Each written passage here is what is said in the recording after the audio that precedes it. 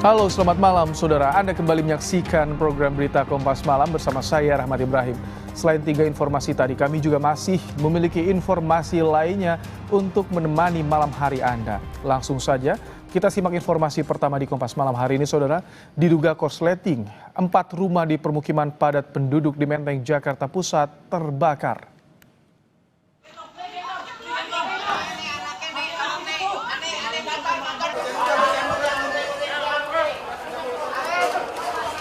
Api disertai kepulan asap terlihat dari salah satu rumah warga dengan cepat merambat ke bangunan sekitarnya. Warga yang berada di sekitar panik dan berusaha memadamkan api. 18 unit mobil pemadam kebakaran dikerahkan ke lokasi untuk memadamkan api. Api baru bisa dipadamkan 1 jam kemudian. Tidak ada korban jiwa akibat kebakaran ini.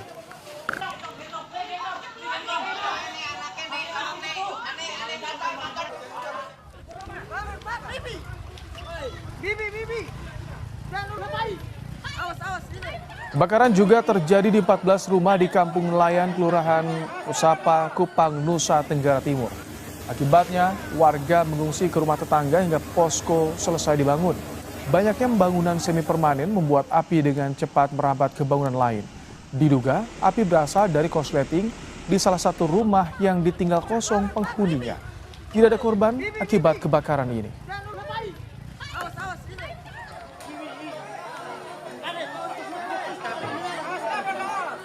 Saudara, sebuah mobil sport terjaring operasi patuh jaya di ruas jalan tol Lingkar Luar di kawasan Kebayoran Lama, Jakarta Selatan. AR dalam rangka operasi patuh jaya 2025 tidak memasang plat nopol. Petugas patroli jalan raya di Telantas Polda Metro Jaya menghentikan laju sebuah mobil sport di kilometer 19 ruas tol Lingkar Luar atau JOR di kawasan Kebayoran Lama, Jakarta Selatan. Pasalnya, mobil mewah ini tidak memasang plat nomor di bagian depan. Akibatnya pengemudi diberi surat tilang dengan ancaman pidana 2 bulan atau denda sebesar Rp500.000. Dengan larangan kendaraan yang tidak memasang TNKB dengan benar. Kami menghimbau kepada pemilik supercar dan sports car yang tampak sangat jelas tidak memasangkan biasanya di sisi bagian depan untuk memasangkan TNKB tersebut karena ketentuan terkait dengan TNKB harus terpasang di sisi depan maupun di sisi belakang.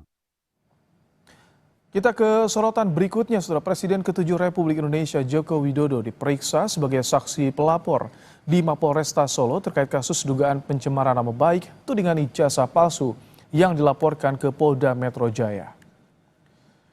Jokowi didampingi tim kuasa hukumnya dalam pemeriksaan kali ini membawa sejumlah dokumen termasuk ijazah asli miliknya. Jokowi diperiksa selama 3 jam dengan 45 pertanyaan. Jokowi menyebut telah menerangkan kepada tim penyidik terkait kejelasan hubungannya dengan dosen Kasmojo selama berkuliah di UGM. Mas Dian Sandi, apakah kenal,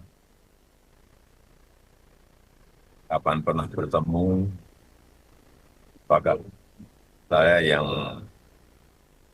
minta untuk memposting ijazah saya, semuanya saya jawab bahwa saya bertemu di rumah saat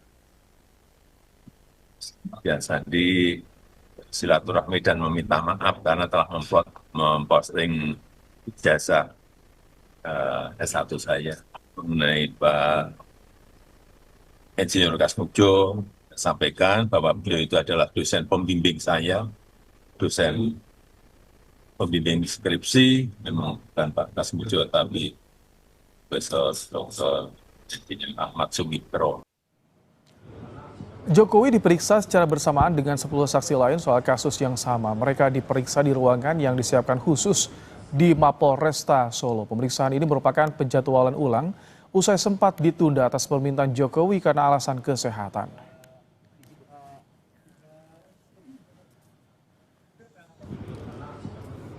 Penuding ijazah palsu Jokowi Rismon Sianipar kecewa dengan penyidik Polda Metro Jaya yang melakukan pemeriksaan terhadap Joko Widodo di Mapolresta Solo. Rismon menyebut penyidik Polda Metro Jaya harus memperlakukan terlapor ataupun pelapor dengan sama di mata hukum. Selain itu, Rismon juga meminta ijazah Joko Widodo disita oleh penyidik Polda Metro Jaya untuk diuji bersama.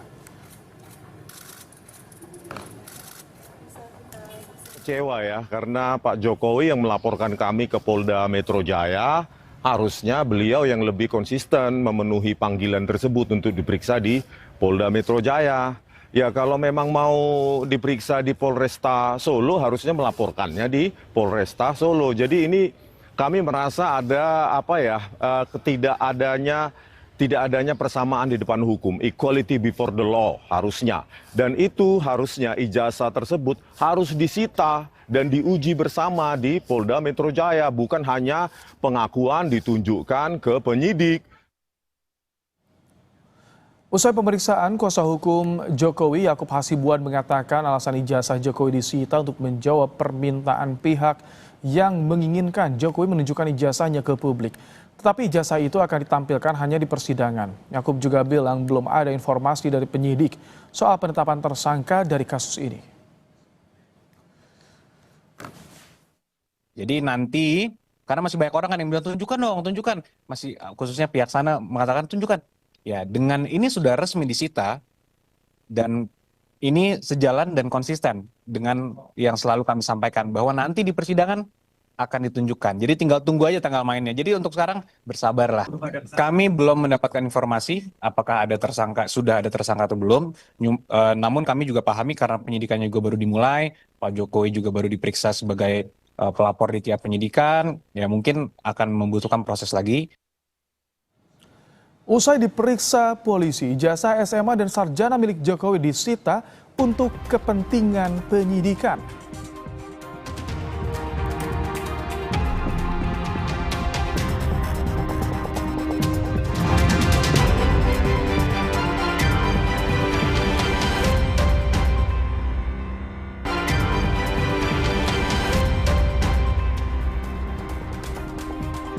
Sudah terlapor kasus tudingan ijazah palsu Jokowi, Roy Suryo CS menggelar deklarasi tolak kriminalisasi di Gedung Juang Menteng, Jakarta. Dalam deklarasi ini, saudara, Roy Suryo menyatakan keberatannya dengan pemeriksaan Jokowi di Mapolresta Solo. Roy Suryo CS juga sudah bersurat ke Polda Metro Jaya untuk meminta gelar perkara khusus atas kasus dugaan pencemaran nama baik tudingan ijazah palsu Jokowi. Malah hadir di sebuah acara rame-rame teriak-teriak di atas mimbar. Ya, itu kan sama sekali tidak benar. Jadi artinya kami sangat berkeberatan dengan moda pemeriksaan cara gini. Polri gimana mau dicintai masyarakat kalau pemeriksaannya sangat subjektif semacam ini? Itu tanggapan saya. Yang jelas pemeriksaan di Solo ini membuat lari dari tanggung jawabnya untuk dia membawa ijazah aslinya dan kemudian ditunjukkan dan disita. Ya, kami arahkan kepada Wasidik di Polda Metro Jaya untuk membuat gelar perkara khusus di Polda Metro Jaya agar gelar perkaranya itu tidak mengulang gelar perkara yang ada pada Barreskrim yang itu mengulang kesalahan karena melakukan gelar perkara secara subjektif. Presiden ke-7 Republik Indonesia Joko Widodo Rabu pagi memenuhi panggilan penyidik Polda Metro Jaya di Mapolres Solo, Jawa Tengah. Jokowi diperiksa sebagai saksi pelapor dalam kasus dugaan fitnah dan pencemaran nama baik dengan terlapor Roy Suryo CS. Usai menjalani pemeriksaan selama 3 jam, Presiden ke-7 Republik Indonesia Joko Widodo mengatakan dirinya menjawab 45 pertanyaan dari penyidik, mulai soal kuliahnya hingga terkait kader PSI yang unggah foto ijazah Jokowi di media sosial. Tak hanya itu, Joko Widodo juga bilang ijazah SMA dan sarjana miliknya disita penyidik untuk kepentingan penyidikan. Yang kedua, saya juga tidak memerintahkan untuk memposting ijazah itu di media sosial. Saya jawab apa adanya. Kemudian juga yang kedua mengenai Pak Insinyur Kasmujo, saya sampaikan bahwa beliau itu adalah dosen pembimbing saya dan memang dosen pembimbing saya. Tapi untuk dosen pembimbing skripsi memang bukan Pak Kasmujo tapi Profesor Dr. Insinyur Ahmad Sumitro. Ini untuk lebih perjelas saja. Ya, juga sudah dilakukan tadi penyitaan ijazah asli S1 dan SMA Berarti oleh yang penyidik. 2 jenis ijazah aja Pak yang disita? Iya. Tadi juga bersama-sama ya dengan saksi-saksi yang lain yang juga diperiksa, ada berapa? 11 berikut Bapak. 11. Selain ijazah Jokowi, penyidik dari Polda Metro Jaya juga menyita ijazah teman SMA Jokowi saat pemeriksaan di Mapolres Surakarta pada Selasa kemarin. Total ada 5 ijazah teman SMA Jokowi yang disita penyidik. Ada berapa ijazah yang disita? Gimana? Ada 5. Ada 5 ya. Ada 5 ijazah. Jadi sebagai bukti nanti ya, untuk nanti untuk uji forensik. Walau kasus ini sudah masuk ke tahap penyidikan, namun belum ada satu orang pun yang ditetapkan sebagai tersangka oleh penyidik. Widi Nugroho, Kompas TV Solo, Jawa Tengah. Membahas soal penyitaan ijazah Jokowi dan juga bagaimana proses hukum yang terjadi di Polda Metro Jaya, kita sudah bersama dengan penasihat ahli Kapolri bidang hukum, Irjen Purnawirawan Arianto Sutadi. Selamat malam Pak Ari. Selamat malam Pak Ibrahim. Baik. Selamat malam Pak Hamzah. Hari ini penyidik dari Polda Metro Jaya menyita ijazah SMA dan juga sarjana milik Joko Widodo. Ini kepentingannya untuk apa Pak Ari menurut Anda? Ya, seperti saya sampaikan dari dulu ya, ini sudah naik ke penyidikan Pak. Jadi langkah-langkah dari penyidik sekarang ini adalah mengumpulkan barang bukti, mengumpulkan saksi dengan cara yang sesuai dengan undang-undang. Kalau sudah sampai pada tingkat penyidikan, maka pencariannya itu harus berdasarkan pakai semangat ataupun legalitasnya itu pakai pro justisia. Meriksa saksi juga pakai kop pro justisia. Gitu kan. Kemudian menyita barang juga ini kalau dulu kan waktu tahap penyelidikan hanya pinjam saja, melihat-lihat gitu, membandingkan. Tapi karena ini akan dijadikan sebagai barang bukti, ya maka ijazahnya apapun barang bukti yang ada di sana itu disita kemudian. Oke. Jadi prosesnya akan berbeda dengan yang terjadi di Bareskrim ya? Ini murni yang dilakukan oleh penyidik di Polda Metro Jaya Pak Ari ya? Iya, iya. Kalau yang di Bareskrim dulu itu kan masih baru pengaduan ya. Pengaduan, kemudian Bareskrim melakukan tindakan penyelidikan. Penyelidikan itu adalah mencari keterangan dengan cara yang tidak pakai upaya paksa. Dulu Bareskrim ketika melakukan penyelidikan itu dulu sempat datang ke Gama juga. Nah, di sana melihat-lihat semua dokumen-dokumen yang ada, termasuk kalau nggak salah juga ijazahnya ataupun dokumennya Pak Jokowi itu semua diperiksa dulu. Bahkan dulu kan diperiksa pakai lapor. Tetapi itu bukan pakai penyitaan dulu baru diperiksa pakai lapor. Nah kalau ini dari laporan yang di Polda Metro ini kan Pak Jokowi sebagai pelapor ini. Pelapor kan kemudian sudah naik penyidikan, maka pelapor itu Pak Jokowi menunjukkan ijazah aslinya. Nah itu kemudian nanti akan disimpan oleh penyidik dan itu pasti akan disita dulu. Nanti akan dilampirkan di dalam berkas yang akan disampaikan nanti apabila selesai nanti dikirimkan ke kejaksaan. Gitu. Ini kan sudah sempat diuji keaslian di Bareskrim, namun di Polda Metro Jaya kembali disita. Ijazah teman Jokowi juga sama disita untuk kepentingan penyidikan. Ini prosedurnya artinya diulangi seperti uji forensiknya. Betul. Itu diulangi lagi berarti ya? Iya, karena dulu waktu disampaikan di Bareskrim dulu, kan baru Dumas, belum sampai LP. Dan itu kemudian ternyata memang tidak ada pidananya. Kemudian tidak dilanjutkan penyelidikan. Berarti kan itu nanti kalau gitu cuma berhenti gitu aja. Sedangkan kalau yang di Metro itu, ini yang akan disasar oleh Pak Polda Metro itu adalah membuktikan ijazahnya Pak Jokowi itu asli apa enggak, sampai disampaikan di depan hakim sana. Makanya ini disita dan diperiksa ulang, sehingga agar barang bukti itu nanti bisa diserahkan ke kejaksaan dan nanti akan dihadirkan di persidangan. Itu jadi satu bagian itu membuktikan ijazahnya Pak Jokowi itu asli harus sampai ke persidangan kan, harus hakim tahu karena apa? Yang akan disasar untuk yang penyidikan di Polda Metro itu kan ujaran kebencian, penghinaan, pencemaran dan sebagainya itu. Itu unsur itu hanya bisa positif ya apabila memang ijazahnya Pak Jokowi itu asli. Nah makanya itu pembuktian yang dikirimkan kepada hakim nanti adalah dua sasaran. Membuktikan ijazahnya Pak Jokowi itu asli di depan hakim, sehingga ujaran kebencian dan sebagainya itu bisa menjadikan dakwaan untuk menjatuhkan pada tersangka-tersangka itu. Gitu. Biasanya kan kalau untuk di kasus pidana, ekspos sering digelar gelar perkara oleh penyidik. Itu suka ditunjukkan tuh barang bukti yang sudah dikantongi. Apakah dalam hal ini juga bisa jadi nanti barang bukti termasuk ijazah Jokowi ini bisa ditunjukkan pada publik? Seandainya penyidik mau bisa saja, seandainya penyidik mau ya, itu bisa. Dalam kasus-kasus yang biasa itu kan misalkan kita nangkep apa begal, kan ada parangnya di situ ditunjukkan gitu. Itu dalam pidana yang murni yang biasa. Tapi kasus ini kan bukan kasus murni pidana nih Pak. Di belakangnya ada unsur-unsur politik untuk menjatuhkan seseorang. Sehingga kalau memaksakan untuk menunjukkan Pak Jokowi itu menunjukkan di depan umum, kan mereka kayak gitu itu. Itu tindakan anarki itu. Kalau penyidik itu nuruti kayak gitu, itu namanya kan berarti kan menuruti tindakan anarki demi untuk kepentingan orang-orang yang nggak benar itu gitu. Jadi itu kira-kira sehingga sekarang yang penting penyidik itu melakukan penyidikan sesuai dengan prosedur ya. Udah sita-sita kemudian diperiksa-periksa gitu. Nggak perlu lagi untuk ditunjuk-tunjukkan ke depan orang. Nah, satu lagi mengenai apa gelar itu Pak, gelar perkara itu harus terbuka, tidak ada keharusan.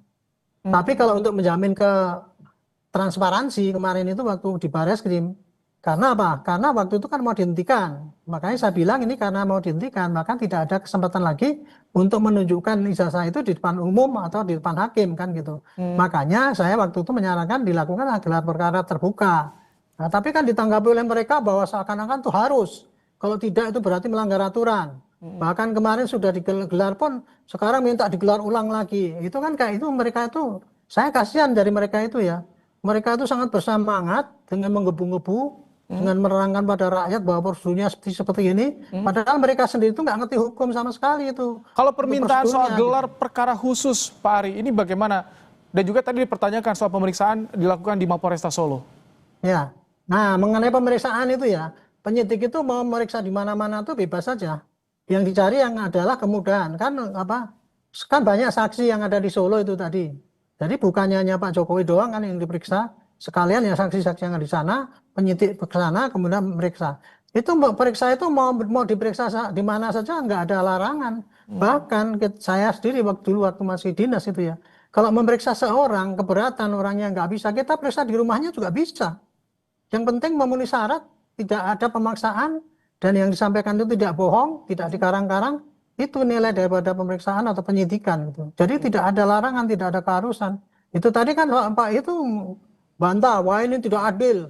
Tapi kalau wujud transparansinya bagaimana agar terlapor juga bisa puas dengan hasil penyidikan? Wujud transparansinya harus bagaimana singkat Pak Ari?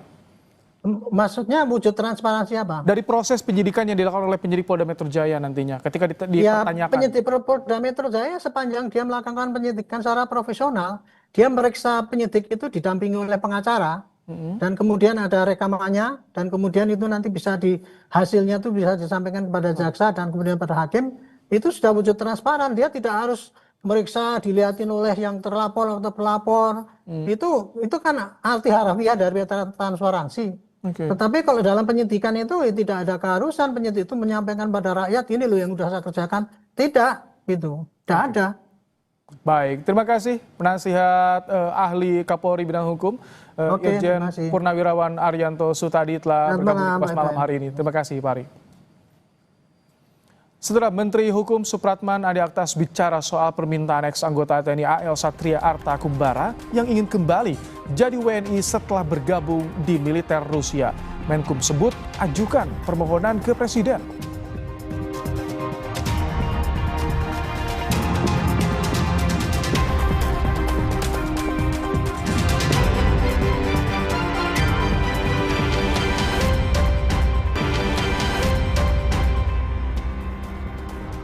Kementerian Luar Negeri akan memantau perkembangan kasus mantan anggota TNI Angkatan Laut yang membelot sebagai tentara bayaran di Rusia. Kemlu terus menjalin komunikasi dengan yang bersangkutan. Bisa mengakhiri kontrak saya tersebut hanya Bapak Prabowo di Kementerian Pertahanan Rusia kepada Bapak Vladimir Putin.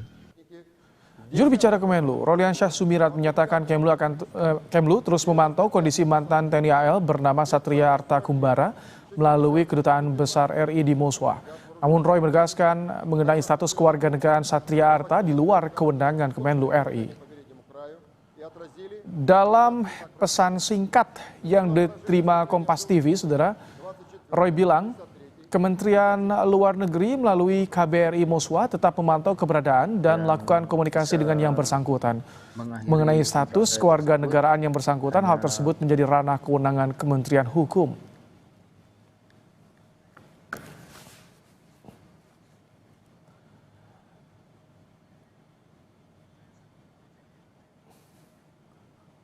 Kepala Dinas Penerangan TNI Angkatan Laut Laksamana Pertama Tunggul bilang Satria Arta Kumbara sudah tak memiliki keterkaitan dengan TNI Angkatan Laut. Satria sudah dipecat dari TNI karena terbukti desersi di masa damai. Satria juga dijatuhi hukuman penjara 1 tahun. Mengenai status kewarganegaraan Satria, TNI AL menyerahkannya kepada Kementerian Luar Negeri dan Kementerian Hukum. Yang jelas saat ini, yang bersangkutan sudah tidak lagi memiliki keterikatan dengan TNI Angkatan Laut. Di sisi lain tentunya TNI Angkatan Laut tetap akan memegang putusan pengadilan militer 2 Romawi 08 Jakarta, tanggal 6 April 2023 yang sudah memiliki kekuatan hukum yang tetap, di mana menyatakan Satria Arta Kumbara terbukti secara sah dan meyakinkan bersalah melakukan tindak pidana yaitu disersi dalam waktu damai, terhitung mulai tanggal 13 Juni 2022 hingga saat ini. Yang bersangkutan dijatuhi hukuman penjara selama 1 tahun, disertai tambahan hukuman berupa pemecatan dari dinas militer.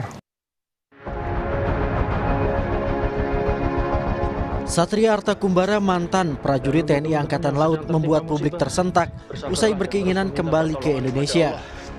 Pria asal Ambarawa itu masih berada di garis depan di medan perang sebagai tentara bayaran Rusia. Satria merupakan siswa alumni SMK Dr. Cipto Ambarawa Semarang jurusan Teknik Mekanik. Ia lulus tahun 2005 sebelum akhirnya masuk Korps Marinir TNI Angkatan Laut. Memang karakter anaknya ya biasa lah, tidak ada prestasi yang menonjol, tapi memang anak-anak yang seperti itu justru setelah lulus itu malah justru membuat menjadi anak-anak yang punya nilai-nilai lebih di masyarakat. Itu angkatan tahun berapa itu Pak dulu Pak ya? 2004, 2005. Satria Arta mengaku menyesal telah menandatangani kontrak menjadi tentara asing dan ingin kembali menjadi WNI. Sementara Menteri Hukum Supratman Andi Aktas menyebut tidak ada proses pencabutan kewarganegaraan Satria Arta Kumbara menjadi WNI. Tapi yang bersangkutan kehilangan kewarganegaraannya secara otomatis. Jika ingin kembali menjadi WNI, yang bersangkutan harus mengajukan permohonan kewarganegaraan kepada Presiden melalui Menteri Hukum. Satria Arta Kumbara melakukan dinas terakhir di Inspektorat Korps Marinir Cilandak, Jakarta Selatan. Namun ia meninggalkan tugas pada 13 Juni 2022 dan membuatnya dipecat sebagai prajurit pada 6 April 2023. Tim Liputan Kompas TV.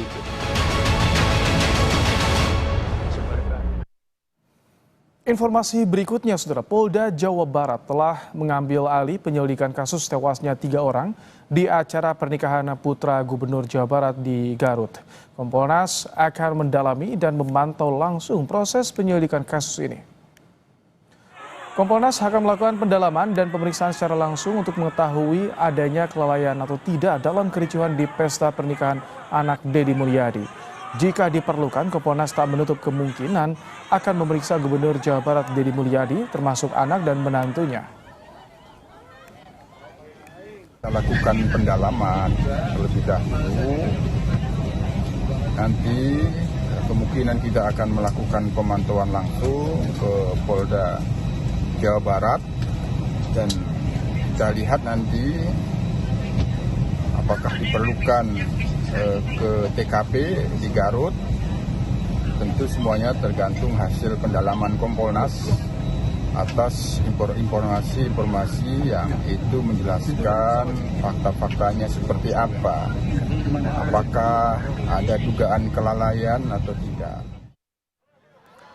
Aliansi Masyarakat Garut Anti Radikalisme dan Intoleransi atau Almagari mendesak agar penyelidikan terkait insiden tewasnya 3 orang di pesta pernikahan anak Gubernur Jawa Barat Deddy Mulyadi dilakukan secara transparan dan profesional. Jika memang ditemukan unsur pidana, proses hukum harus tetap dilakukan meski hajatan ini digelar oleh pejabat setingkat gubernur, Kapolda, dan wakil bupati. Kalau memang ini adalah masuk ke wilayah ranah hukum, ya menurut saya harus ditegakkan. Tolong kepada penegak hukum harus profesional, lebih-lebih kalau misalnya dari pihak terkait yang punya hak, kalau masalah hukum itu kan berhak untuk semua warga kan, ini harus ditegakkan. Jangan main-main, jangan sampai karena ini yang punya acaranya adalah Bapak Kapolda, yang punya acaranya gubernur, yang punya acaranya wakil bupati. Polda Jawa Barat telah memeriksa 11 saksi dalam kasus tragedi pesta pernikahan anak Gubernur Jawa Barat Deddy Mulyadi. Proses pemeriksaan para saksi dilakukan di gedung Ditreskrimum Polda Jabar. Saksi yang diperiksa diantaranya dari pihak polisian, pemerintah Kabupaten Garut, wedding organizer, serta beberapa warga yang berada di lokasi kejadian. Ada kurang lebih ada beberapa anggota di internal kepolisian, kemudian dari pemerintah daerah Kabupaten Garut, ya, kemudian juga ada pihak WO, ya, EO, ya, event organizer yang melaksanakan kegiatan itu, ya, dan juga warga sekitar yang bisa untuk menambah daripada konstruksi hukum dan keterangan kejadian sesungguhnya seperti apa. Nah, ini yang update kita dan saat ini sudah ada beberapa yang sudah hadir, ya. Saudara, Komnas HAM mendatangi kediaman keluarga almarhum Arya Daru Pangayunan, diplomat Kemenlu yang tewas terlakban di kamar indekos. Pertemuan dilakukan di kediaman istri almarhum di Bantul, Yogyakarta. Pertemuan antara Komnas HAM dengan keluarga diplomat berlangsung tertutup selama lebih dari 4 jam. Komnas HAM menyebut pertemuan ini untuk meminta keterangan pada keluarga, termasuk pada istri Arya Daru. Namun Komnas HAM enggan merinci isi pertemuan dengan keluarga Arya Daru. Ya, kami meminta keterangan kepada keluarga korban. Itu aja dulu ya. Ya. Ada pertemuan baru atau seperti apa, Bu? Nanti saja, itu aja. Apa aja yang digali, Bu? Belum bisa. Nanti aja disampaikan. Bu, nanti ini ya. bisa Komnas HAM turun ke sini, emang ada pelanggaran HAM, Bu? Nanti kami sampaikan. 2 orang wisatawan asing tewas setelah gagal mendarat saat bermain para layang di pantai Tanah Bara, Kecamatan Kuta Selatan, Badung, Bali.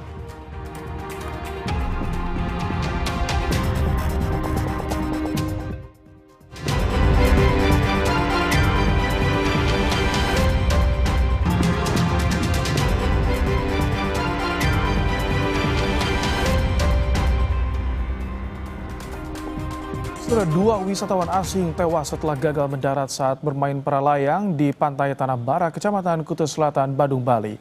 Kegagalan pendaratan dilaporkan akibat adanya perubahan angin di lokasi bermain para layang. 2 korban merupakan warga negara Korea Selatan berusia 43 tahun dan 41 tahun yang telah memiliki lisensi pilot para layang atau paragliding dari negaranya.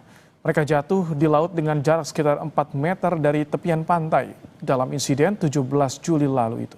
Insiden itu terjadi karena keduanya tidak bisa melepaskan peralatan tempat duduk para layang saat mendarat yang menyebabkan mereka tenggelam. Pihak keluarga menolak otopsi karena menerima kejadian tersebut akibat kecelakaan dan jenazah korban disemayamkan di RSUD Bali Mandara.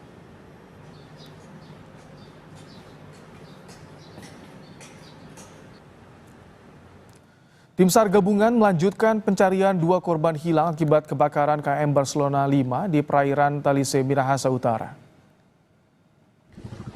Setelah kebakaran yang terjadi di KM Barcelona 5, tim SAR gabungan menyebut asap di kapal berangsur padam, namun masih terlihat bara api. Sementara di hari keempat pencarian 2 korban hilang atas nama Levi Aiba dan Hamen Langinang, tim SAR gabungan memperluas area pencarian.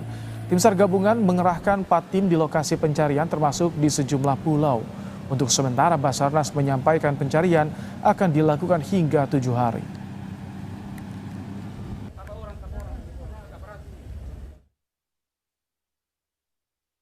Untuk area pencarian kita perluas dari ke arah timur laut. Ini menyisir lebih luas dari yang kemarin. Sampai saat ini sesuai dengan laporan yang kami terima hanya 2 orang yang masih datanya seperti yang kemarin. Kita melakukan pencarian terhadap 2 orang survivor yang dinyatakan hilang. Tapi yang kami miliki, jadi pencarian akan dilaksanakan sampai 7 hari ke depan. Seorang ibu hamil terpaksa melompat ke laut untuk menyelamatkan diri dari insiden terbakarnya kapal motor Barcelona di Pulau Talise. Sempat terombang-ambing di laut lebih dari 2 jam, sang ibu akhirnya dievakuasi dan berhasil melahirkan sang buah hati dalam keadaan selamat. Insiden terbakarnya kapal motor Barcelona di Pulau Talise, Sulawesi Utara membuat seorang ibu hamil terpaksa melompat dari lantai 2 kapal ke laut. Ibu bersama kandungannya yang berusia 9 bulan itu melompat dari ketinggian 10 meter untuk menyelamatkan diri. Ibu hamil tersebut bahkan sempat terombang-ambing di laut selama 2 jam lebih sebelum akhirnya diselamatkan nelayan. Tak lama kemudian, di hari yang sama, sang ibu akhirnya melahirkan bayi laki-laki yang dikandungnya dalam kondisi sehat. Caranya? Loncat dari kapal karena keadaan kan darurat. Jadi daripada mau tabakar, lebih baik pilih loncat. Nah, dari lantai berapa, Bu? Dari lantai 2. Lantai 2. Pada saat jatuh, Ibu pakai life jacket atau pakai pelampung? Pelampung. Nah, terus berapa lama Ibu di dalam situ? Di dalam air sekitar 2 jam lebih. 2 jam lebih? Tunggu pertolongan. Saat ini ibu dan buah hatinya masih dalam perawatan di rumah sakit di wilayah Manado. Edward Siwi, Kompas TV, Manado, Sulawesi Utara. Saudara Menteri Kehutanan Raja Juli Antoni meninjau lokasi kebakaran hutan dan lahan gambut di Kabupaten Rokan Hilir, Riau. Luas lahan yang terbakar mencapai ratusan hektar dan hingga kini masih dilakukan pemadaman. Peninjauan dilakukan Menteri Kehutanan Raja Juli Antoni dengan didampingi Pangdam 1 Bukit Barisan, Kapolda Riau dan Komandan Lanut Rusmin Nuryadin Pekanbaru. Menteri Kehutanan menyebut kondisi titik api mulai menurun, namun cuaca panas dan tiupan angin kencang menjadi kendala petugas dalam melakukan pemadaman. Menurut Menhub, kebakaran di Rokan Hilir diduga sengaja untuk membuka lahan perkebunan sawit sehingga penegakan hukum terhadap pelaku pembakar lahan harus ditegakkan. Rohil ada 2 tempat tadi, satu di Tujut namanya dan satu lagi di Bangko Pusako ya. Itu kelihatan sekali bahwa ini memang dibakar ya. Jadi untuk kepentingan land clearing antara 2 kebun sawit gitu ya. Ini kelihatan mau bikin baru, akan cara-cara lama yang nggak boleh dilakukan lagi sebenarnya. Upaya pemadaman kebakaran hutan dan lahan gambut di Desa Rimbo Panjang, Kampar, Riau terus dilakukan tim Satgas Gabungan Manggala Agni, BPBD, TNI, dan Polri. Cuaca panas dan kencangnya angin membuat api kian meluas menghanguskan semak belukar dan tanaman sawit. Luas lahan yang terbakar mencapai 8 hektar. Pekatnya asap serta minimnya sumber air membuat proses pemadaman terkendala. Ya, kondisi air di sini ini kurang memadai gitu. Kesulitan tidak ada, cuman ya bahan bakar terlalu banyak, jadi asap itu mengepul. Jadi kami harus melakukan penyekatan yang dekat atau yang di kepala api. Jadi biar apinya tidak meluas. Arah angin berubah-ubah ya? Ya, arah angin yang tidak beraturan gitu ya, berubah-ubah. Setelah akibat blokade yang dilakukan Israel, warga Gaza kini semakin sulit mendapatkan air bersih. Mereka pun mengandalkan truk-truk bantuan air bersih demi memenuhi kebutuhan sehari-hari. Kerumunan warga pun memenuhi truk-truk bantuan air bersih. Menurut warga, kekurangan air bersih semakin mengkhawatirkan di Gaza. Bahkan warga bisa tidak mendapatkan air bersih sama sekali selama 5 hari lamanya. Selain sulit mendapatkan air bersih, warga pun kini susah untuk mencari tempat penyimpanan air. قاعدين بس في الخيام نستنى دور المية الحلوة دور المية المالحة وانا فعليا كان زوجي اللي يجي يعني هنا على المية بس زوجي الحمد لله رب العالمين اخذ رصاصة في راسه ولسه ما طلعت يعني المية كتير صعبة مش بس علينا وبتقعد بال4 أيام وال5 أيام فعليا مش لاقيينها المية. الاطفال الدنيا شوب الدنيا حر بدهم يتحمموا بدنا نغسل لهم هم اصلا هدمتين نغسلها هدنا لابسينها فبدنا نضطر نجيب مية. Saudara, kebakaran melanda pabrik minyak goreng di kawasan Kelurahan Seibati, Kecamatan Medan Labuan, Kota Medan. usai jeda. Tetap di Kompas Malam.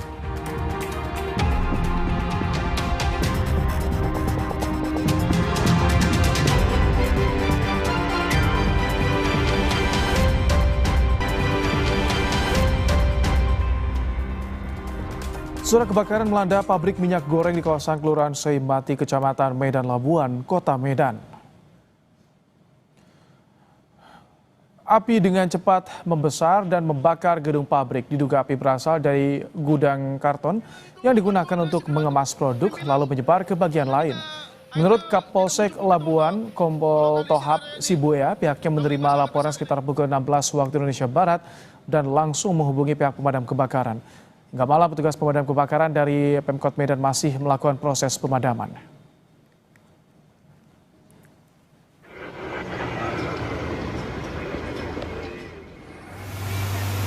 Saat kebakaran terjadi, karyawan langsung berhamburan menyelamatkan diri. Dalam penyelidikan awal tidak ada korban jiwa akibat peristiwa ini. Hingga Rabu malam, api belum bisa dipadamkan.